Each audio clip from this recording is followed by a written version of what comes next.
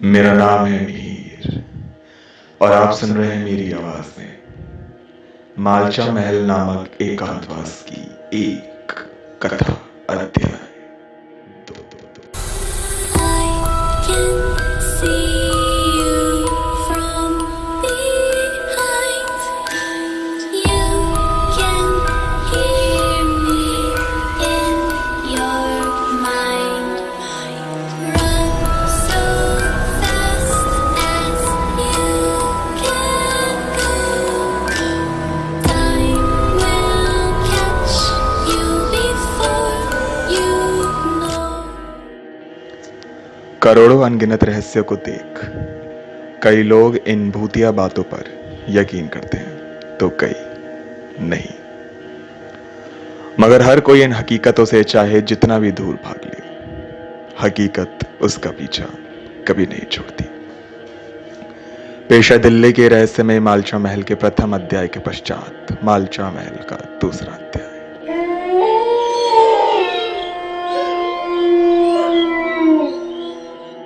दिल्ली के चाणक्यपुरी में स्थित मालचा महल, one of the deadliest destination of India.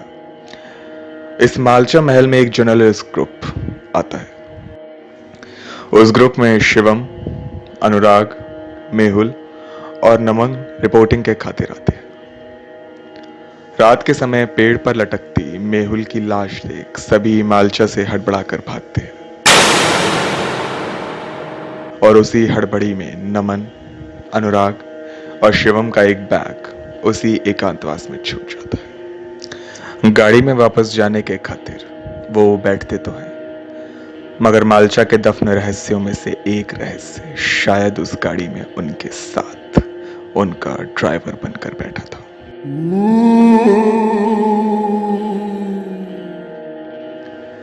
रात के समय तकरीबन 2 बजे चाणक्यपुरी में उन तीनों की टैक्सी का एक्सीडेंट हो जाता है।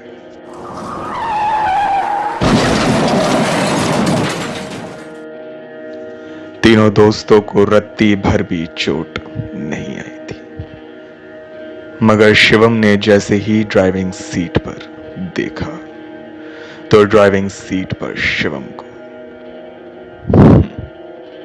कोई नहीं दिखा था।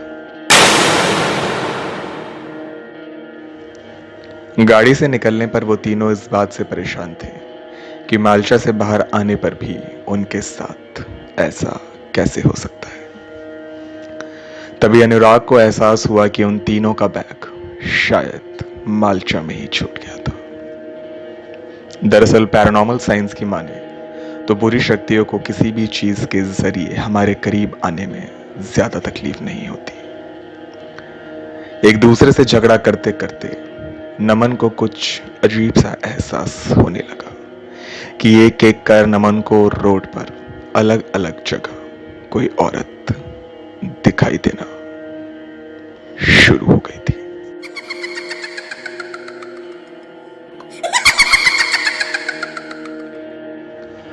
तंग आकर उसी वक्त बिना मन के मालचा महल में दोबारा जाने का उन तीनों ने फैसला किया, क्योंकि वो तीनों अपनी उस निशानी को मालचा से बाहर लेकर आना चाहते थे।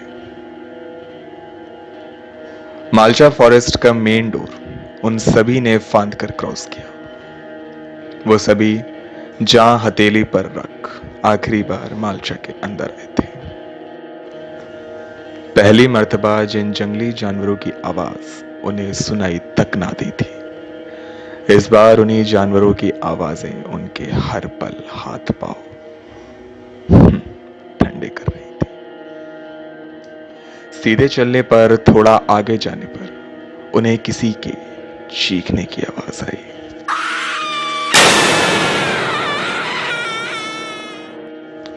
मगर इस वक्त जिस निशानी को वे मालचा महल के अंदर छोड़ आए थे, उसे बाहर लाना ही उनका मकसद था। डरते डरते आगे बढ़ने पर वो उस पगडंडी की ओर बढ़े जो उन्हें सीधा मालचा के अंदर ले जाती। एक एक आगे आती जंगली बेलों को पीछे करते करते आखिर वो जिस जगह पहुंचे उसका नाम था मालचा महल। नमन, अनुराग और शिवम की हिम्मत तो गेट पर ही जवाब दे गई थी, मगर इस वक्त अंदर जाना बहुत जरूरी था। अंदर आने से पहले उन सभी ने पहले उस पेड़ को देखा जिस पर उनके दोस्त मेहुल की लाश टंगी हुई थी। मगर अचंभे की बात तो ये थी कि उस वक्त उस पेड़ पर कोई लाश न थी। धीरे धीरे वो तीनों मालचा के अंदर आए तो पूरे महल के चमगादड़ों की आवाजों ने उन्हें बहुत परेशान किया। मगर अपना बैग लेने के लिए वो तीनों छत की ओर बढ़े।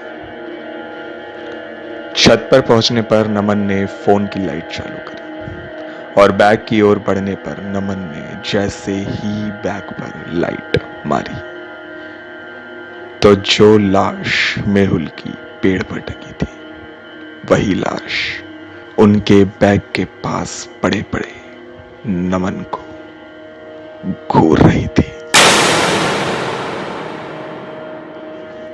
चीखते चिल्लाते सारे दोस्त वहां से भागे, मगर डरते हुए भी नमन ने हिम्मत दिखाई और बैग उठाकर नमन भी भाग निकला। नीचे की ओर वो सभी दौड़े तो शिवम का पैर कहीं फंस गया। नमन टॉर्च लेकर गेट पर खड़ा था और अनुराग दौड़ता हुआ शिवम की मदद करने को आगे बढ़ा। शिवम बहुत डरा हुआ था। उसे लगा किसी जंगली बेल में उसका पांव फंस गया है, मगर अनुराग ने कहीं जंगली बेल तो नहीं देखी थी, बल्कि उसने तो अनुराग के पैरों पर किसी का हाथ वहां देखा था। डर के मारे मजबूर होकर अनुराग नमन को वहां से लेकर भागता है। मालचा महल से बाहर निकल दौड़ते हुए अनुराग और नमन को किसी के जोर से चीखने की आवाज आती है।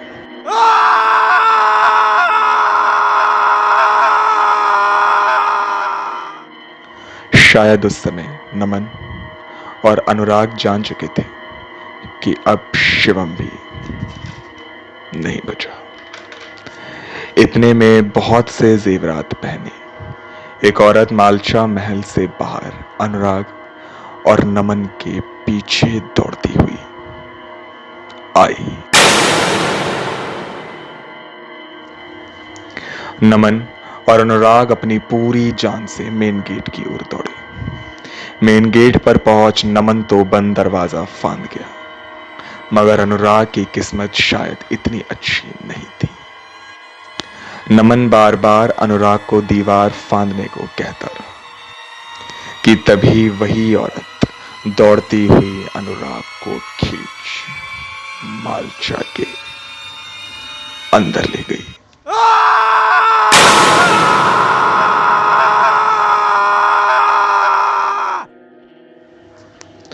नमन अनुराग को पूरा टाइम चीखता हुआ पुकारता रहा, मगर कोई फायदा नहीं। नमन रोता हुआ फुटपाथ पर बैठ गया और अपना बैग चेक करने लगा।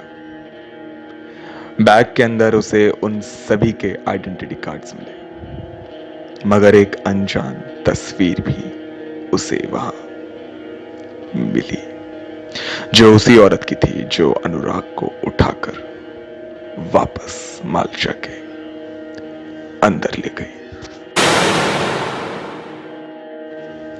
इस तस्वीर को देख अनुराग ने तस्वीर को पलटा तो उस पर लिखा था विलायत।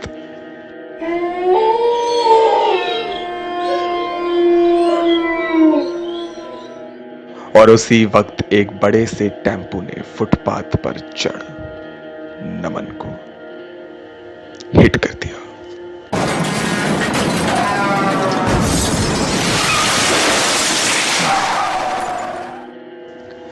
उस रात मालचा महल में 4 मौतें हुई थी। जिस ब्रेकिंग न्यूज की तलाश में मेहुल, नमन, शिवम और अनुराग मालचा में आए थे, उस वक्त वो खुद ही एक ब्रेकिंग न्यूज बन गए थे। नमन कई सवालों के अंधेरों में घिर कर मरा था। वो औरत कौन थी? माल्चा में उनके साथ ऐसा क्यों हुआ? ये सभी सवाल शायद नमन के अंदर ही दफन थे। दरअसल 13वीं शताब्दी में फिरोज शाह तुगलक ने अपने शिकार ग्रह के तौर पर माल्चा को बनाया था।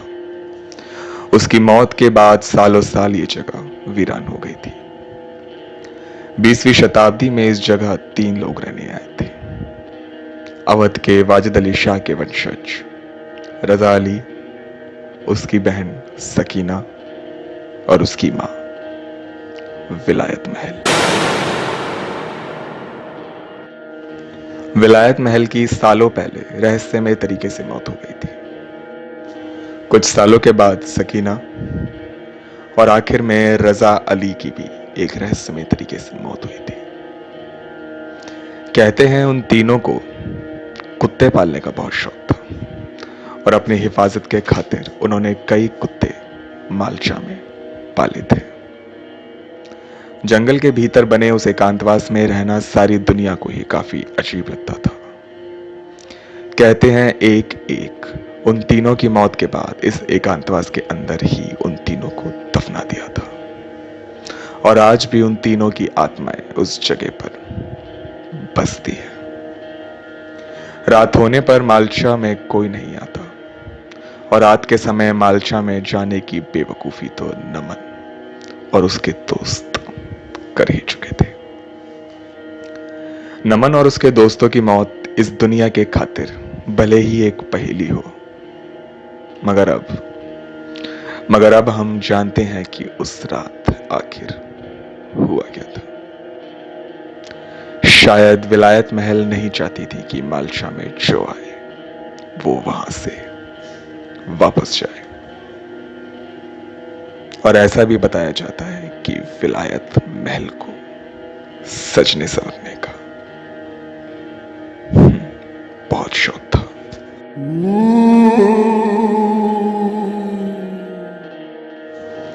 शायद एक मर्तबा माल्चा महल में जाना आपको पसंद आएगा।